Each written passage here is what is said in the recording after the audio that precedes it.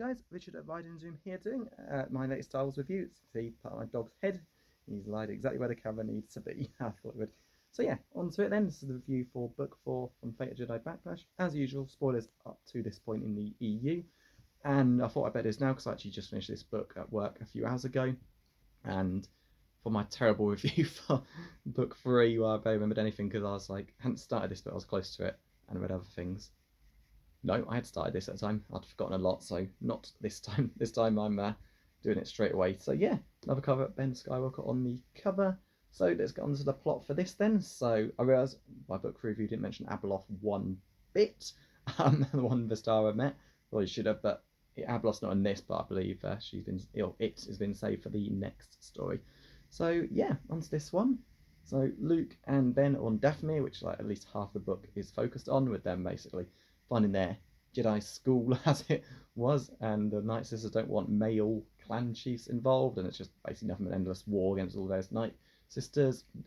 Vistara is there because Luke trails her with his blood trail, trick from Legacy of the Force, and yeah, she basically starts scheming for her own benefits, which get revealed at the end when the Sith show up, which is quite fun, especially when their leader tries to take on Luke and basically runs away while Ben and another quite cool character I liked, his name was, they describe him in the DP, dramatist personae, as, there's the line, die instead, former Jedi candidate, but he's clearly got some powers, he just wasn't good enough to be a Jedi, but he's involved in the final fight. Him and Ben take out a couple of Sith together, which is just really cool, and he takes one of their red lightsabers. So yeah, I hope we'll see him again. It's always good, like how Jag is like a non-Force user, much like Han, part of the main group.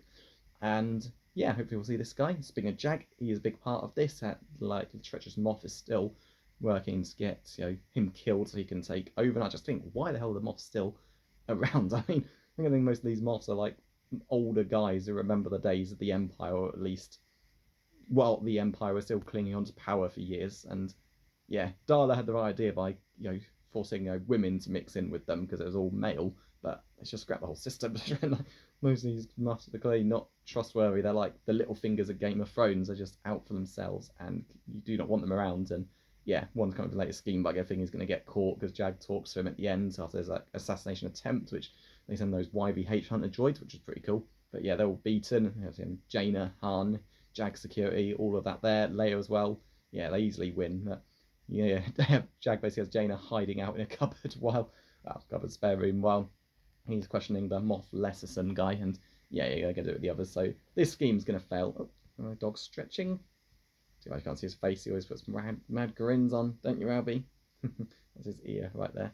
So yeah, that's their plot. It's quite a good one. Han and Leia get a lot more to do this time. Like last book, they were just helping the Jedi who had gone mad get off Coruscant before they could be carbonated.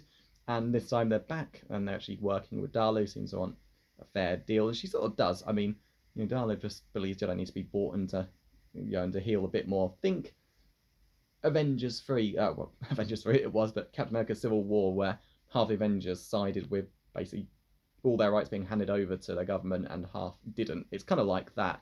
Darla is still a horrendous choice chief of state. I can't believe she was the pick. It really came out of nowhere in Invincible. But yeah, she's not as bad as like someone could be. Someone who she wants to Jedi like gone completely. Think what Jason Solo was turning into in the last one. And speaking of Jason Solo, there's not really any focus. Like book 3 had seeing effectively Anakin, Jason, and Mara's like spirits talking to them. Jason still believed he was in the right for all the things he did, but there's none of that this time. It's not Luke and Ben learning Force skills. They just trailed Vistara to Dathomir, and it's just all that warfare the whole book. And that's kind of it. So Han and Leia get a much better side story this time. They actually got a lot more involved in the main plot, mainly on Dathomir. Luke still can't report to the Coruscant or the Jedi Council, so Ben kind of has to like pass info through to Han and Leia, etc. He has to be the one to claim the new Jedi school, etc. And Luke's off of official duties. But yeah, it's a good one, and it's definitely all worth it for the final battle, where it was like endless fights against Rancors, the Night Sisters, all of that. What did they do? Luke take out make the leader, or maybe not the leader of the Sith, but of the group that showed up, run away.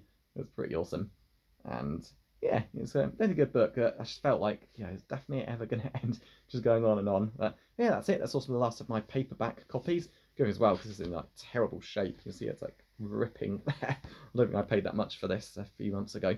But yeah, next up, book 5 to 9 are all the hardbacks, which I'll be reading after my James Patterson book. And then, yeah, after the Star Wars hardbacks, going back to the Warhammer books after that. So that's it. So definitely a really good one so far. Again, it's Aaron Alston. He just can do no wrong. Much like Legacy of Force, he had a horrendous direction to follow, but he still wrote really good books. And the same with this. He's got a good handle on the battle scenes, even if he's mainly space battles and stuff with Wraith Squadron as well as lands. But yeah, he wrote the action scenes really well. As far as in book 2, when all the action scenes were basically off page.